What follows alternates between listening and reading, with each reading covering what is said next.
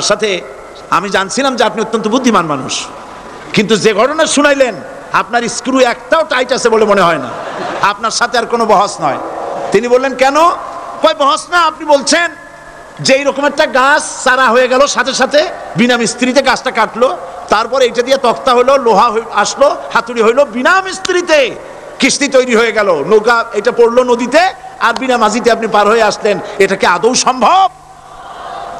ইমাম আবু হানিফা রহমতুল্লাহ আলাইহি বলছেন, তোমার সাথে আমি কোনো কিতাব দিয়ে ঝগড়া করব না, কোনো কিতাব দিয়ে আমি তোমার সাথে বহস করব না। এই একটি দৃষ্টান্ত তোমার জন্য যথেষ্ট। একটা মিস্ত্রি ছাড়া যদি একটা কিস্তি তৈরি না হতে পারে, একটা গাছ কেটে তক্তা যদি না হতে পারে, এই বিশাল আকাশ, এই বিশাল জমিন, আর তোমার মতো এরকম একটা সুন্দর মানুষ বিনা মিস্ত্রিতে বিনা স্রষ্টায় তৈরি হলো কেমনে? এক কথায় নাস্তিক বলছে আমার জীবনের ভুল ধরা পড়ল। নাস্তিক বলছে জীবনের ভুল ধরা পড়েছে, আমি মুসলমান হয়ে গেলাম। লা ইলাহা ইল্লাল্লাহু মুহাম্মাদুর রাসূলুল্লাহ। জোরে পড়েন লা ইলাহা লা ইলাহা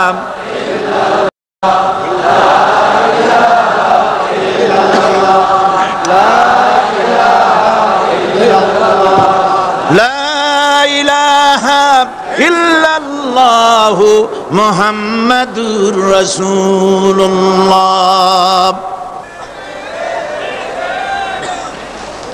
আল্লাহ পাক বলছেন আমি আদম, আমি দাউদ এবং সুলাইমানকে জ্ঞান দান করেছি, ইব্রাহিমকে জ্ঞান দান করেছি। কোরআন শরীফের বহু জায়গায় শুধু জ্ঞানের কথাই বলা হয়েছে, সুবহানাল্লাহ। সুতরাং বুদ্ধিজীবী, এই বুদ্ধিজীবীরা তারা আসল জ্ঞানটা নাই। আসল জ্ঞান কোনটা বলেন? কোনটা? ডক্টর শহীদুল্লাহ মরহুম, আমি অনেকবার বলেছি তার কথা, তাকে জান্নাতুল ফেরদাউস নসিব করুন, বলেন আমিন। ডক্টর শহীদুল্লাহ মরহুম বলতেন তার লোকদেরকে যে তোমরা বিদেশ থেকে অনেক ডিগ্রি নামের আগে আনতে পারো, তোমরা পণ্ডিত, একথা আমি স্বীকার করি, কিন্তু কোরআন শরীফের জ্ঞান যদি না থাকে তাহলে পণ্ডিতের আগে আর একটা শব্দ বসবে, মূর্খ পণ্ডিত। কোরআনের জ্ঞান পাণ্ডিত্যকে পরিপূর্ণ করে দেয়, কারণ ওয়ামা উতীতুম মিনাল ইলমি ইল্লা কালিলা। সুবহানাল্লাহ।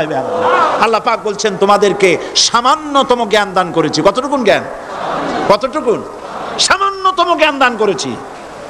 সুতরাং আল্লাহ পাক কোরআনের মধ্যে তার নিজের পরিচয় ছোট্ট একটি সূরার মধ্যে ব্যাপক আকারে বলে দিয়েছেন।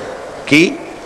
কুল হুয়াল্লাহু আহাদ।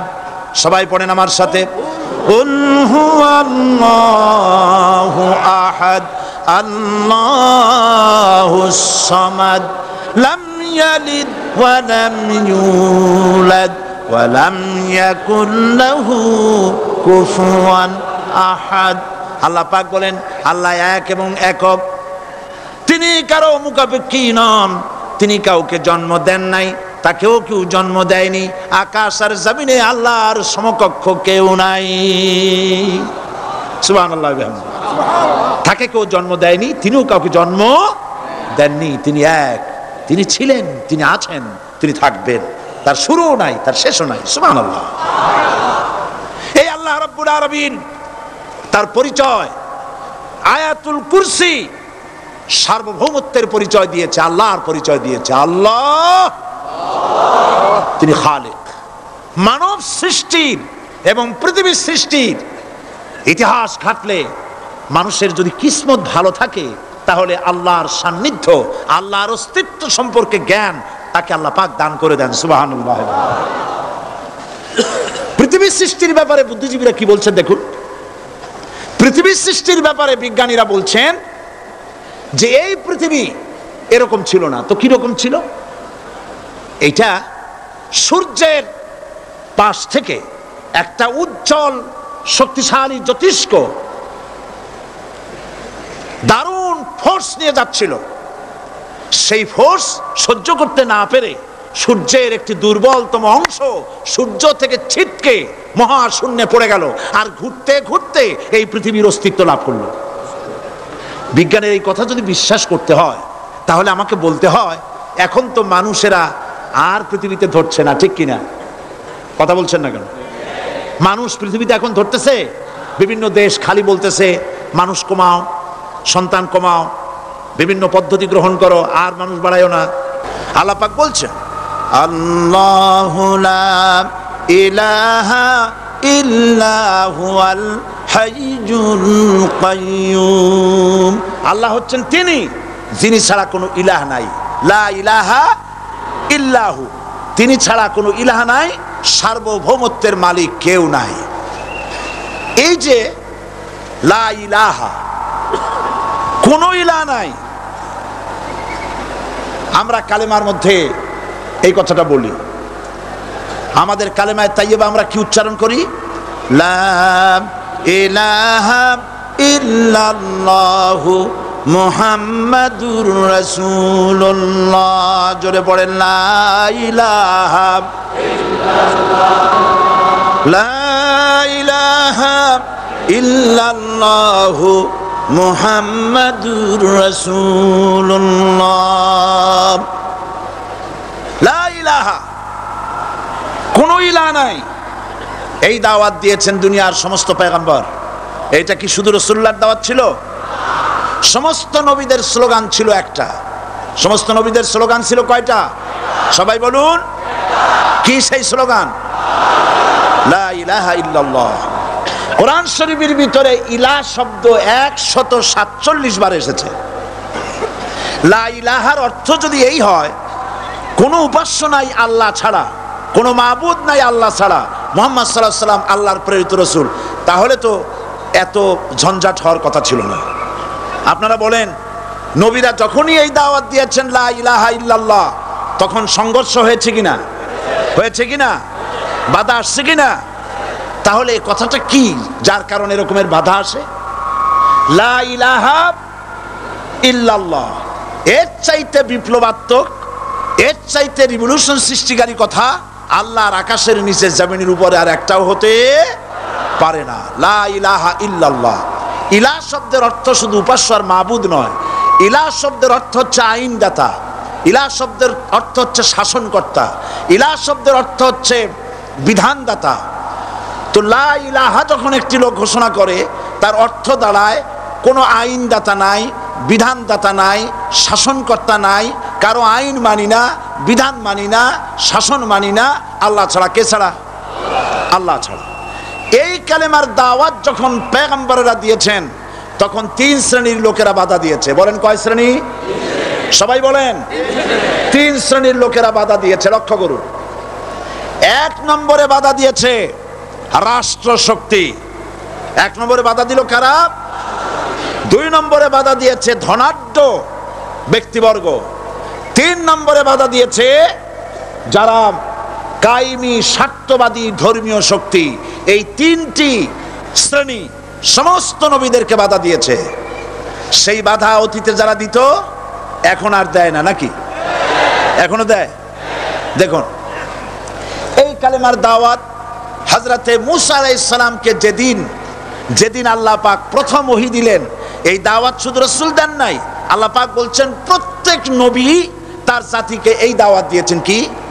আল্লাহ রাব্বুল আলামিন বলেন, সকল নবী তার কওমকেই বলে দাওয়াত দিয়েছেন, ইয়া কওমি ইবুদুল্লাহা মা লাকুম মিন ইলাহিন গায়রু।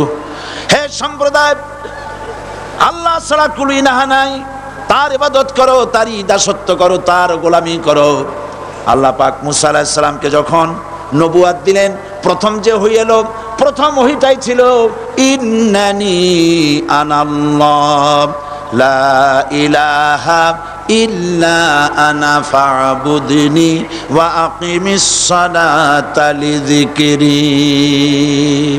নিশ্চয়ই আমি আল্লাহ, আমি ছাড়া কোনো ইলাহ নাই, আইনদাতা নাই, বিধানদাতা নাই, সুতরাং আমার দাসত্ব করো এবং আমার শরণার্থে নামাজকে প্রতিষ্ঠা করো।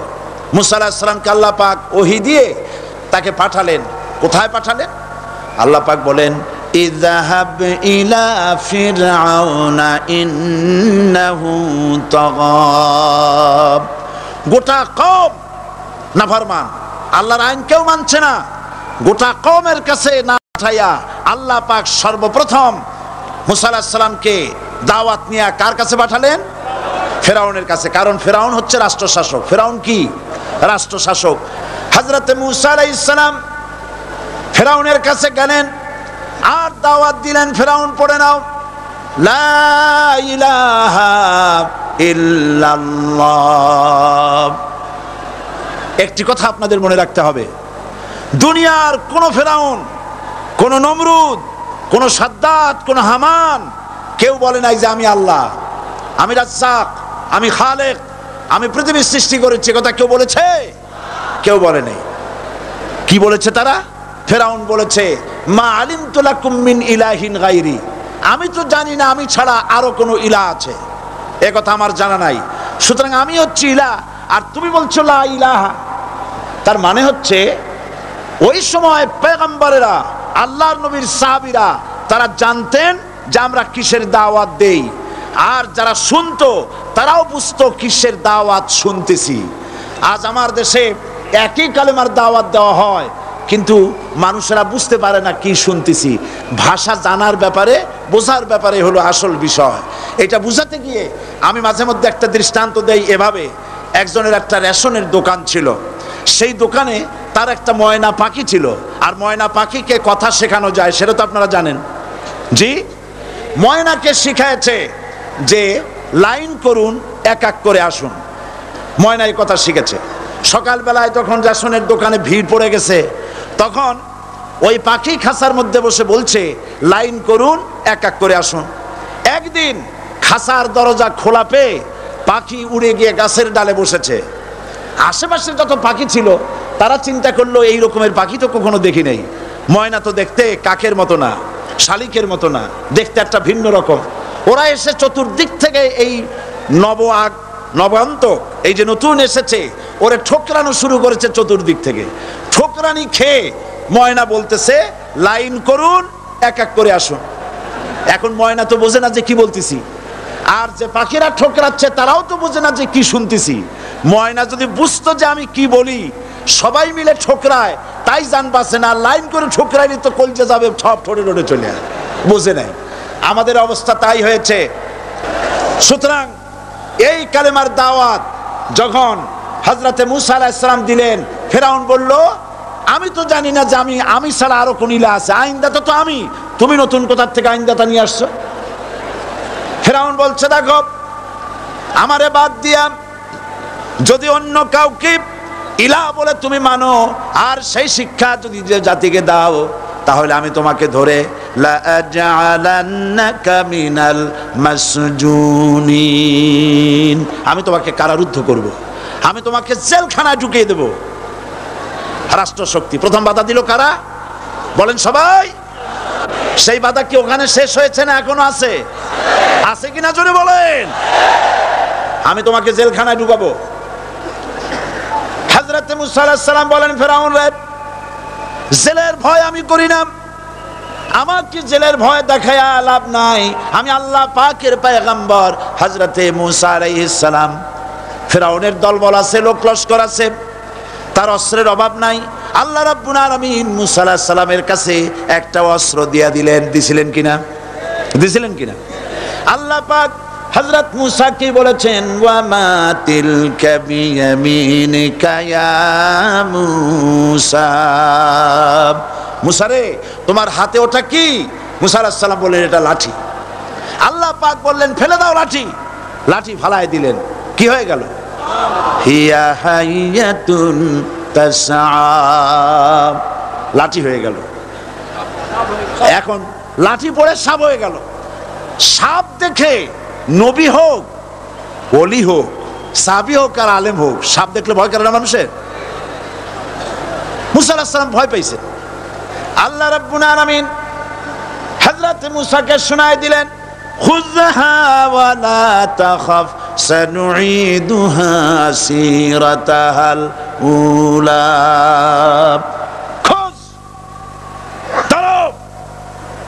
লা তাখাফ, ভয় পেও না।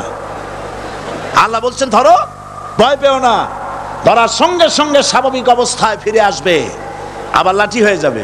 এখন আল্লাহ বলছেন ধরো, মুসা আলাইহিস সালাম কি ভয় পাওয়া উচিত হবে? আর উচিত হবে?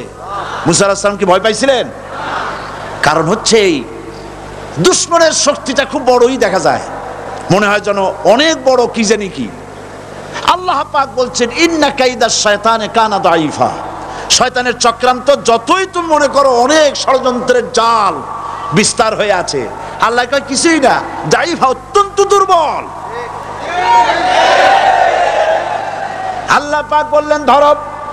মুসা আলাইহিস সালাম সাপ ধরলেন, সঙ্গে সঙ্গে লাঠি হয়ে গেল। ফিরআউন বরদাস্ত করলো না, রাষ্ট্রশক্তির পক্ষ থেকে আক্রমণ শুরু হলো। অপরাধ কি? মুসা আলাইহিস সালামের অপরাধ কি? কি অপরাধ? মাশাআল্লাহ, বুঝতে পেরেছেন। অপরাধ হচ্ছে তিনি বলেছেন লা ইলাহা, জোরে বলেন লা ইলাহা ইল্লাল্লাহ। এই কালেমাকে আজ আমরা ভিক্ষার বুলি বানাইছি। এটা হলো সার্বভৌমত্বের বুলি, এটা হচ্ছে আল্লাহ পাকের সার্বভৌমত্বের কথা। আজ আমরা মানুষের কাছে আমরা শুনি, মানুষেরা ভিক্ষা চায়, লা ইলাহা ইল্লাল্লাহ, এক মুঠ চাউল দেন, লা ইলাহা ইল্লাল্লাহ 10 খান পাই দেন। এই হচ্ছে কালেমার জিকির। আবার কেউ কেউ জিকির করতেছে লা ইলাহা আস্তে, ইল্লাল্লাহ জোরে, এমন জোরে কলব সাফ করে, কলব তাতে থাকলেও পারে গেলেও পারে। এই কালেমার জার, এর আঘাত পয়গম্বররা মেরেছেন। হযরতে মুসা আলাইহিস সালাম যখন বলেছেন লা ইলাহা ইল্লাল্লাহ, এই ধাক্কা ফিরআউন বরদাস্ত করতে পারে নাই। দরিয়ায় নীলের ভিতরে আল্লাহ পাক ডুবাইয়ে শেষ করে দিয়েছেন, দেন নাই? হযরতে মুসা আলাইহিস সালাম তার উম্মতেরা দরিয়ার পাশে বসে দ্বীনি কথাবার্তা বলতেছেন। এমন সময় ফিরআউন, তার শত্রু হচ্ছে মুসা আলাইহিস সালাম। শত্রু কেন? মুসা কি ফিরআউনের পাকা ধানে মই দিয়েছে নাকি? বলেন আপনারা। তার হালের গরু পিটায় মারছে নাকি? অপরাধ হলো তিনি আল্লাহর জমিনে আল্লাহর আইন প্রতিষ্ঠার কথা বলেছেন। এই শুধুমাত্র এই অপরাধে ফিরআউন তার দলবল নিয়ে 3 দিক থেকে আক্রমণ করেছে। মুসা আলাইহিস সালামের উম্মতেরা ভয় পেয়ে গেছেন। তারা বলছেন ইন্না লামুদরাকুন, আমরা পাকড়াও হয়ে গেছি।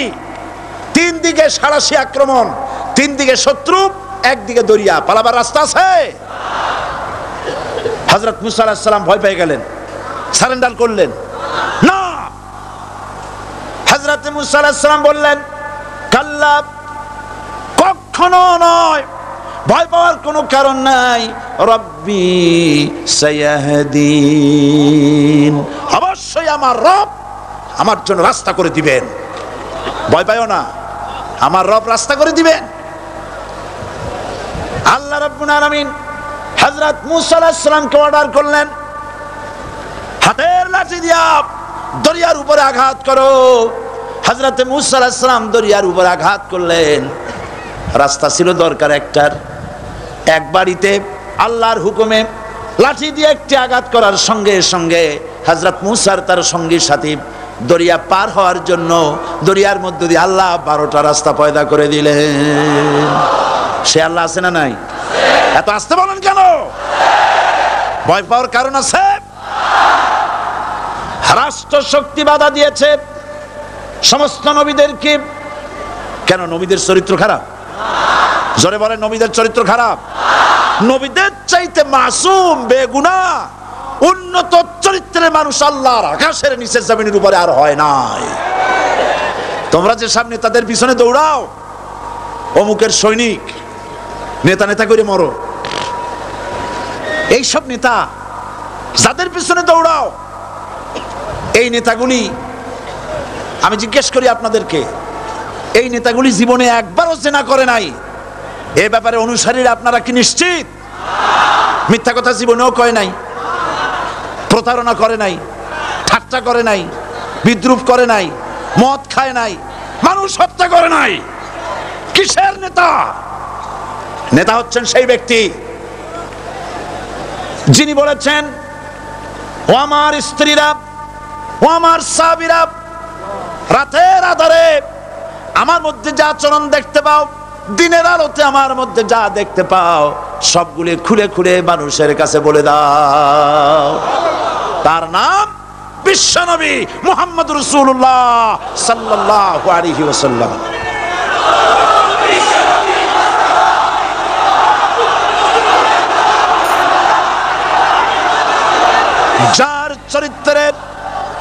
যার চরিত্রের সার্টিফিকেট আল্লাহ রাব্বুল আলামিন নিজে দিচ্ছেন, ওয়া ইন্নাকা লাআলা খুলুকিন আযীম।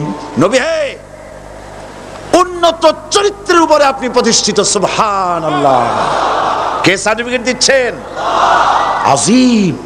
আযীম আরবিতে চওড়াকে বলা হয় আরিদ, গভীরতাকে বলা হয় আমিক।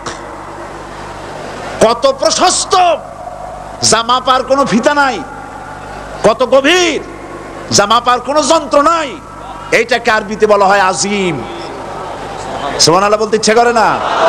ও নবী, তোমার চরিত্র এমন যা মাপার মতো যন্ত্র পৃথিবীতে নাই। লা ইলাহা ইল্লাল্লাহ পড়েন সবাই, লা ইলাহা ইল্লাল্লাহ। আপনিও যদি নবীদের মতো সাহাবীদের মতো বুঝা এই কলেমার দাওয়াত দেন, বাধা আসবেই। বোঝাবুঝির ব্যাপার, বুঝতেই সারলো। কত মাহফিল হয় বাংলাদেশে, হয় না? কোনো বাধা নাই, ঠিক কিনা? কত পূজা হয়, পার্বণ হয়, গান হয়, থিয়েটার হয়, গুনাহগার বিবির গান হয়, কত কিছু হয়। কোনো বাধা আছে? তাফসীরের মাহফিলে বাধা। কারণ ওরা বুঝতে পেরেছে এ তাফসীরের মাহফিলে গাজীর গীত হয় না, এ তাফসীরের মাহফিলে আল্লাহর সার্বভৌমত্ব কায়েমের আন্দোলন চলে।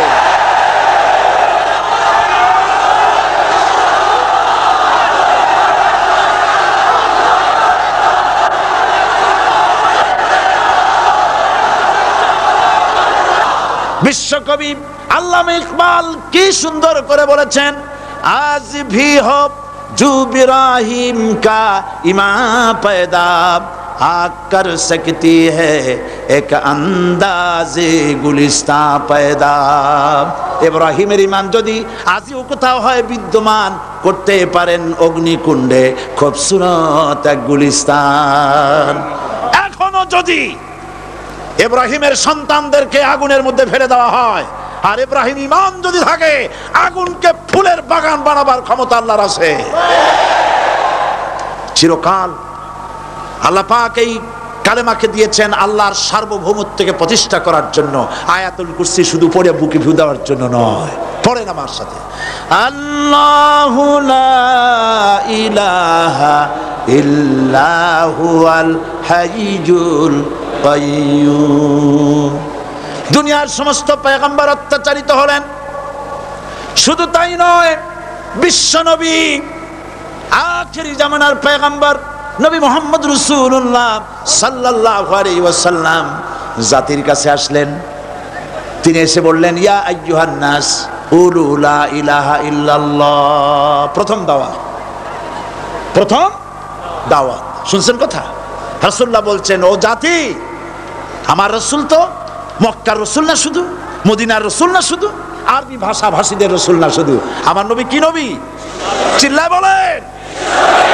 তাই তিনি বলেছেন, ও বিশ্বের মানবতা, বিশ্বের মানব গোষ্ঠী, যদি মুক্তি পেতে চাও, নাজাত পেতে চাও, উচ্চারণ করো, বিশ্বাস করো, আমল করো, বলো লা ইলাহা ইল্লাল্লাহ। জোরে পড়েন, লা ইলাহা ইল্লাল্লাহ, লা ইলাহা ইল্লাল্লাহু মুহাম্মাদুর রাসূলুল্লাহ। কোরআন কারীমের ভিতরে আয়াতুল কুরসির মধ্যে বলে দিয়েছেন, আল্লাহু লা ইলাহা ইল্লা হুয়াল হাইয়ুল কাইয়্যুম। প্রাণ খুলে সবাই পড়েন, বসা মানুষ, দাঁড়ানো মানুষ, আল্লাহু লা ইলাহা ইল্লা হুয়াল হাইয়ুল কাইয়্যুম। আল্লাহ রাব্বুল আলামিন, তিনি ছাড়া কোনো ইলাহ নাই, তিনি সার্বভৌমত্বের মালিক কেউ নাই আল্লাহ ছাড়া। এই কথা মানুষকে ঘোষণা করতে হবে। সুবহানাল্লাহ ওয়ালহামদুলিল্লাহ লা ইলাহা ইল্লাল্লাহ সুবহানাল্লাহ ওয়ালহামদুলিল্লাহ লা ইলাহা ইল্লাল্লাহ সুবহানাল্লাহ ওয়ালহামদুলিল্লাহ লা ইলাহা ইল্লাল্লাহ লা ইলাহা ইল্লাল্লাহু মুহাম্মাদুর রাসূলুল্লাহ। আল্লাহুম্মা আমিন। রব্বানা যালামনা আনফুসানা ওয়া ইন লাম তাগফির লানা ওয়া তারহামনা লানাকুনান্না মিনাল খাসিরিন। সবাই পড়েন আমার সাথে, রব্বানা যালামনা আনফুসানা ওয়া ইন লাম তাগফির লানা ওয়া তারহামনা লানাকুনান্না মিনাল খাসিরিন। রব্বানা যালামনা আনফুসানা ওয়া ইন লাম তাগফির লানা ওয়া তারহামনা লানাকুনান্না মিনাল খাসিরিন। আলোচনায় যদি কোনো ভুল হয়ে থাকে আল্লাহ দয়া করে মাফ করে দাও। রব্বুল আলামিন, আমাদের দোয়া দুরুদি জিকির আজকারে আমাদের আলোচনায় তুমি যে খুশি হয়েছো যতটুকুন তার সবটুকুন বিশ্বনবী মুহাম্মাদুর রাসূলুল্লাহ সাল্লাল্লাহু আলাইহি ওয়াসাল্লামের রূহ মুবারকে পৌঁছায়া দাও। রব্বুল আলামিন, तमाम আম্বিয়ায়ে কিরাম, উলামায়ে মুতাকাদ্দিমিন, উলামায়ে মুতাআখিরিন, সালফে সালিহিন, যারা দুনিয়া থেকে মুমিন মুমিনাত বিদায় হয়ে গেল, আল্লাহ কবরগুলিকে জান্নাতের টুকরায় পরিণত করে দাও। রব্বুল আলামিন, এই লক্ষ লক্ষ মুসলমান নরনারী ভিক্ষুকের মতো তোমার দরবারে হাত তুলেছি। আল্লাহ গো, আমাদের মধ্য থেকে আমাদের মা বাপ যাদের দুনিয়া থেকে বিদায় হয়ে গেছে, আল্লাহ আমাদের মা বাপের কবরে সওয়াব পৌঁছায়া দাও। রব্বুল আলামিন, আত্মীয় স্বজন যদি বিদেশে থাকে 2 মাস 6 মাস পর চিঠি দিয়া খোঁজ খবর পাওয়া যায়, প্রত্যেক দিন টেলিফোন করে খবর পাওয়া যায়, কিন্তু আমাদের মা বাপ যাদের মারা গেল বছরের পর বছর, যুগের পর যুগ বিদায় হয়ে গেল, কোন হালতে আছে জানি না। আল্লাহ আমাদের মা বাপের কবরগুলি জান্নাতের টুকরায় পরিণত করে দাও। রব্বুল আলামিন, আমাদের আব্বা কত মহব্বত করতেন, কত কষ্ট করেছেন। আল্লাহ তাআলা আমাদেরকে লেখাপড়া শেখাবার জন্য কত কষ্ট করেছেন, মানুষ বানাবার জন্য কত কষ্ট করেছেন। আমাদের জন্য ঘর বাড়ি বানায়া জায়গা জমি কিনে রেখে সবগুলি থুয়ে খালি হাতে চলে গেছে বাবা। আল্লাহ আমাদের আব্বার রুহের পরে সওয়াব পৌঁছায়া দাও। রব্বুল আলামিন,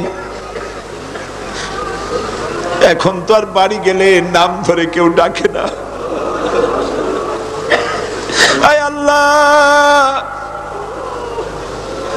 আমাদের আব্বা যত গুনাহ করেছি জানা অজানা সমস্ত গুনাহগুলি আল্লাহ তুমি সাইয়াদগুলি হাসানাত দিয়া বদলাইয়া দাও।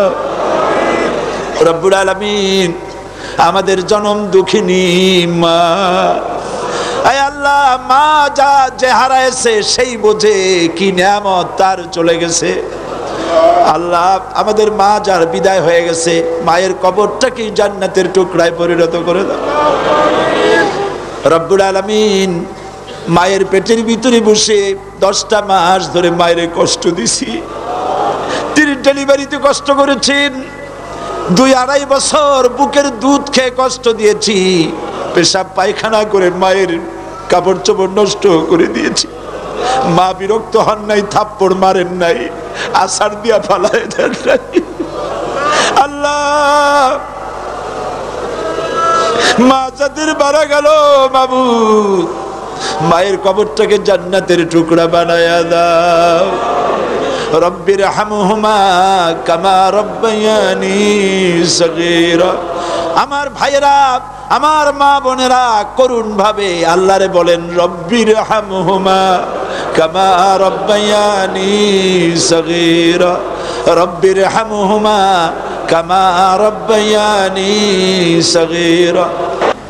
রব্বানা তাকাব্বাল মিন্না ইন্নাকা আনতাস সামিউল আলিম ওয়া তুব আলাইনা ইন্নাকা আনতাত তাওয়াবুর রহিম। সুবহান রাব্বিকা রাব্বিল ইজ্জাতি আম্মা ইয়াসিফুন ওয়া সালামুন আলাল মুরসালিন ওয়ালহামদুলিল্লাহি রাব্বিল আলামিন। ওয়াজআল আখিরা কালিমাতিনা ইনদাল মাউত লা ইলাহা ইল্লাল্লাহু মুহাম্মাদুর রাসূলুল্লাহ। আসসালামু আলাইকুম ওয়া রাহমাতুল্লাহ।